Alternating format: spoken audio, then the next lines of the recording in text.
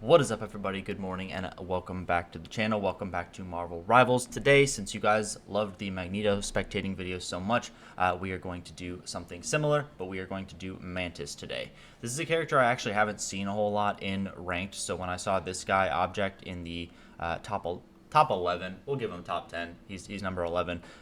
When I saw he was playing Mantis, it was definitely something that I hadn't seen a whole lot of gameplay of. And I also wanted to pick a game that he does well. The game is relatively even, and it's a good showcase of this character. I'll try and comment all the way through as well. So we're going to go into this game, and we're going to check out what this guy does. As you can see, he does some pretty good healing, does some pretty good damage as well, especially compared to the enemy team. And there's a couple things that he does that I think are definitely interesting, and some things that are different from what I've seen in lower ranks. So without further ado, let's get right into the replay. And again, you guys all have access to these replays as well, so if you want to go through and watch some higher level gameplay, all you have to do is go to your profile in the top right hand corner, and then go to Leaderboard, and then you can view people's careers, all that sort of stuff. Some people hide their careers, but, you know, that's okay. So, let's toggle our POV over to Object. They're going to be on attack first. And let's see what he's doing. So, I mean, this guy has an absolutely ridiculous match history. He's probably like 20 and, I don't know, 5 in his last 25 games. So, he's definitely a good Mantis player. So, we can see here that he's actually just heal orbing everybody, just pre-heal orbing everybody. He's got 4 of them over there on the right-hand side. He damage boosts the Psylocke, but I think that's just to kind of get his orbs on cooldown. He's just kind of making sure that people are always getting healed even if they're about to get topped, so he gets 3 heal orbs on those individual targets there. This is kind of a wild flank. They are wrapping really, really far around the enemy team. I don't know that you need to go this far, but it is a good way to get height, I suppose. Ordinarily, I probably would have damage boosted myself or damage boosted a DPS here too, just so that we can get a few more hit markers and get a little bit more damage, but he seems more concerned with just keeping people alive. Unfortunately, he does get picked there, which is a little bit awkward, but his team is still able to capitalize and get a pretty strong position on point, so maybe worth. Their Mantis was probably not able to do a whole lot when he was focusing, so I don't know. And their Mantis actually goes down there, and the Doctor Strange goes down. So this is going to be a little bit of a harder fight for the point, especially because the rocket ult is coming down, so the enemy team will get a little bit more of a damage boost. As you can see, he's pretty much only using heal orbs, and he's only used heal orbs pretty much this whole game. If you're unfamiliar with Mantis's mechanics, those little leaves in the center of the screen, they are your charges of your E, your F, and your right click. So one of them is a self damage boost, one's an ally damage boost, and one of them is a heal over time effect. That is capped as far as how quickly it can heal over time, but if you spam it into someone, you can do a little bit of extra healing. He does not do that very much in this game at all, so I probably wouldn't recommend just spamming your heal into someone, because it's kind of just not worth it. You want to just use Mantis as more offensive, I think. Keep the pressure up and do something like that. So he damage boosts and heals the Strange here. Sleeps there, Mantis. He hears their Star-Lord ult and ults, which kind of just ruins Star-Lord's ult. Star-Lord cannot out DPS Mantis ult, so that's kind of the main thing that when I was watching this replay before. This is not my first time watching it, this is my second time watching it, but when I saw this replay, it's something that definitely pay attention to, because it is something that he does really well. You can also see that he's got a damage boost on the Psylocke there, which I believe is actually the Loki. Yep, it is. So I believe, I'm not sure what the UI says, if this guy's actually a genius or something, but he sees Loki actually turn into Psylocke there, and when Loki turns into Psylocke, he's only got that short window of time. I think it's like 13 seconds to use an ult. So he kind of knows that the Loki is looking to get an offensive ult because he turned into Psylocke. So I think he damage boosts the Loki, and he's able to get a little bit more damage off of that offensive cooldown and push the enemy back a little bit. So, Object, if you saw that, if that's what you did, and if that's what the UI is telling me, then good job, man. That was kind of crazy. He absolutely demolishes this Punisher here. His team does get kind of pushed off the point, but they have a pick, and their Loki and Strange are holding tough, so good stuff right there. Demolishes the Star-Lord. The Strange is kind of out of position, and they are going to get a lot of space here because the stagger on the enemy team is kind of crazy. The enemy commits Punisher ult when they're all able to kind of hide around corners, so he's probably not going to get a whole lot of value. He also dies, and their Psylocke ults, or his Psylocke ults, while they're damage boosted, so that's also very, very good. But for the most part, this guy is sitting on 4 charges of his orbs this whole sequence. He finally damage boosts himself, but still on 4 charges of his orbs. I'm not sure if that's intentional, if he just wants to save the charges in case he needs to burst heal people. But me personally, I would probably have sent out maybe 1 to 2 more orbs just so that I'm sitting at around 2 orbs as opposed to 3 or 4. It's always good to have at least, you know, if no one's taking any damage, just send out a couple damage boosts. Why not? It can definitely help. There's a couple characters that when they get headshots, it's like 3 headshots technically. 3 headshots and then the smallest amount of change. So if you damage boost a character, sometimes you can turn that into a double headshot kill, and then that's a pick, and that's something you can do. So a lot of characters struggle with that breakpoint. So if you can help people reach that breakpoint, that's definitely good. And again, just keeping some healing orbs on the Psylocke and damage boosting and healing the Psylocke and the Star-Lord. He hears their Star-Lord ult again, and again, he just absolutely negates the effect of that ultimate by ultimating himself, and then their Star-Lord ults, and there's no defensive ult or anything like that. He sees the Doctor Strange step up here too, so he dodges the Eye of Agamotto, and he's able to keep a couple teammates alive that would ordinarily die. His Loki actually turns into Mantis, and Mantis ults there too, so that definitely helps keep people alive through that big burst window. Sleeps the rocket here, and that rocket tries to spin point, but I think he just creates a really bad stagger for his team, because now he's not up for another 4 seconds, and they get a lot of space here.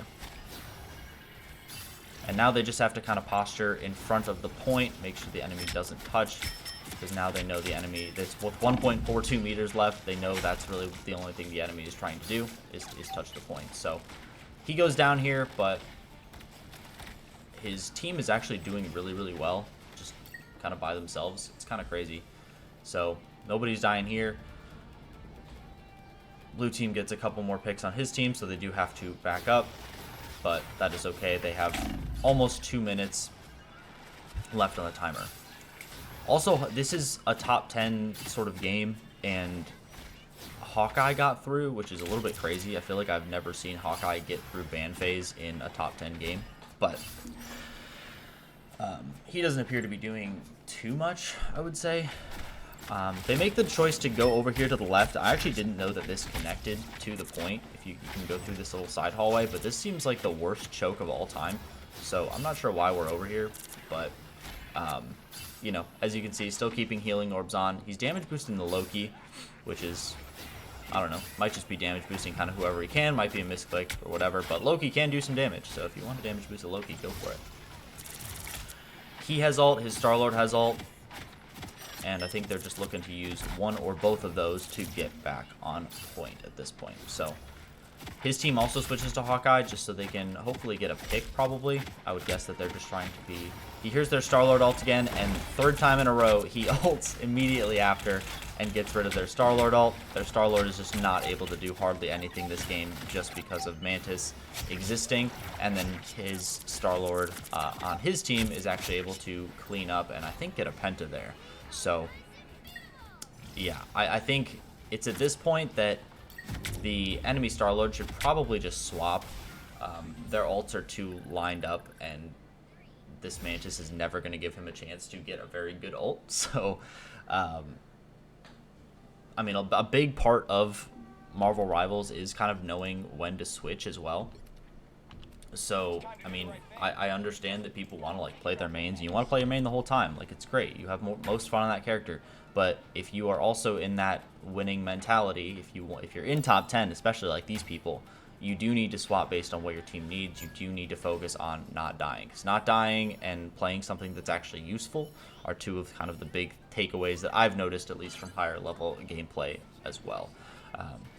You know, if you want to play one character, if you just want to one-trick one character and you're really good at it, then absolutely more power to you. But definitely realize that this is a team game too, and you're not only trying to win for yourself, but you're trying to help other people win too. So there's no reason that we all can't win together. So he's throwing out some heal orbs here. He does pre-heal a couple times here. I probably would have gotten another orb out, pre-heal at least 3 people, because the enemy is coming in pretty quickly here.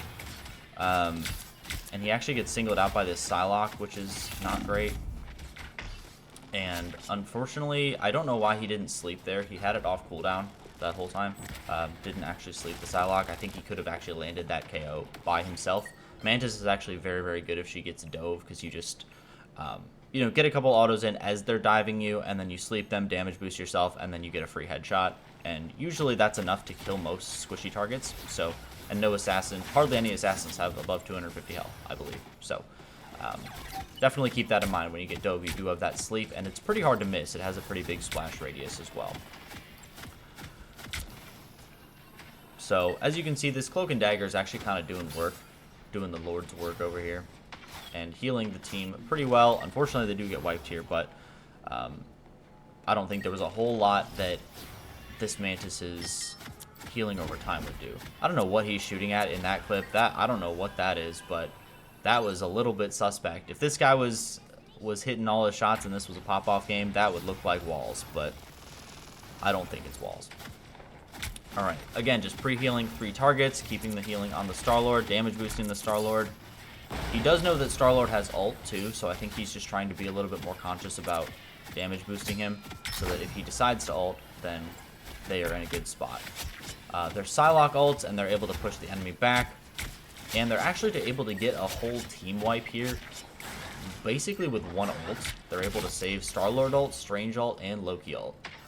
So that was kind of a crazy wipe, especially because they are kind of lacking in time. I mean, a 4-minute hold at this point is pretty lengthy, I would say. So he damage boosts the Loki and the Strange there, and then he sleeps the Psylocke, which is, again, a great thing to do there. He hears their Star-Lord ult, and yet again, like clockwork, he ults, and his whole team is pretty much safe. His Star-Lord ults, and is able to get a quad. So, it's really, some would say that this is a Star-Lord diff, but I would also say that it is I would say that it's a Mantis Star-Lord diff, because he's fully shutting down their Star-Lord, like their Star-Lord's main power spike, and his Star-Lord is timing his ults very, very well. As you can see there too, he dropped a sleep. He got the Strange kind of low and noticed that the Strange didn't put up his barrier, and he slept him before he could put up his barrier, so they could sleep him low and try and get a kill that way. That was very, very smart, if that was intentional, for sure. Definitely look for people that are overextended. The sleep does not break until they take damage, so you can usually kind of set up a little bit. He just goes to a Loki clone, and he is safe from Psylocke ult, so the Psylocke ult doesn't do a whole lot, and then they're able to get some counter pressure because the enemy backs up a little bit. So damage boosting the Strange, the Cloak and Dagger super out of position, making sure Star-Lord stays alive, making sure his Cloak and Dagger stays alive. I should also probably go back through this this VOD and see who he's prioritizing healing, because that's definitely a good thing to know. I don't know, because he's pretty much not, he's not putting a whole lot of orbs on Loki. So he does actually Mantis ult the Doctor Strange ult. Oh, I don't know why he committed Mantis ult there. I'm not sure that that was really needed. Doctor Strange was pretty much already guaranteed the quad there. So probably not necessary, but good for safety, just so they can guarantee that full team wipe. And we mentioned earlier that a 4-minute hold at this point is pretty lengthy, but they've already held for 2 minutes and they're going strong. So damage boosting the Star-Lord, keeping a couple heals out, and he's definitely using his orbs much, much better this round. And their Star-Lord actually does ult, and he doesn't have Mantis ult for it. So the Star-Lord is actually able to get a double, and they lose a little bit of ground here. And their Adam Warlock actually reses. So, as you can see, I mean, the dominoes really do start to fall too. I mean, when someone has their ult lined up so perfectly, and that Star-Lord was not able to get anything, you could see how well the game was going for them and how well they were holding that high ground right there. But as soon as he uses his ult at kind of a weird spot, that's when they start losing a lot of distance. So the Strange ports them up to high ground here, good idea, and they just want to get back on the point and stop this. The enemy actually is now in a little bit more of a rushed state, so they have quite a bit of pushing to do with not a whole lot of time. He does ult here. I don't think... Does Mantis ult persist through Doctor Strange stun? I don't think it does. So I'm pretty sure he gets stunned there, but nobody actually on his team actually dies. Throwing out 3 heal orbs to heal the Strange, the Cloak and Dagger, and the Star-Lord. No damage boosts just yet. Definitely something that this guy doesn't use a lot. He just tries to prioritize healing, I think, and just uses auto attacks for damage, because Mantis does pretty high damage regardless of your damage boosting yourself. That's something I do see a lot in like lower ranks too, where people will just damage boost themselves and try and carry damage on a healer. But if you pick a healer, I mean, it's great if you can do a ton of damage. If you're getting picks, fantastic, more power to you. But also, when people see you pick healer, they kind of expect you to heal. You know what I'm saying? Call me crazy, but that's what I'm thinking. That's what I'm thinking. So, and now the enemy's in overtime, so now they're a little bit rushed. He has ult in about 62%. He gets a really nice pick on their Mantis there. That was pretty good. And again, just using healing orbs. I probably would have used some damage orbs here as my team pushed in. Their Star-Lord ults, but actually dies out of the air. Thank you, Cloak and Dagger. Appreciate it. And their Star-Lord pops off, and we just let overtime tick down. So, pretty good game, honestly. I mean, I think he plays pretty solid. I even think that there's a couple things that he could have done to make some of those fights easier on his team. You know, especially the second half of the first round. He didn't really damage boost a whole lot of people or use those orbs super effectively if no one was taking damage, but definitely still a good game. Definitely a great showcase of Mantis, something that people don't usually see. And as you can see from the scoreboard, he kind of pumps. He's down here. So he goes 32, 5, and 50, which is definitely a pretty good score. If you're getting this score, I hope you're winning. Yeah, does 18,000 healing, does another almost 12k damage. So definitely pumps. If you'd like to see any more of this spectating content, don't hesitate to leave a comment below, like the video, and I will catch you guys in the next one. Bye-bye.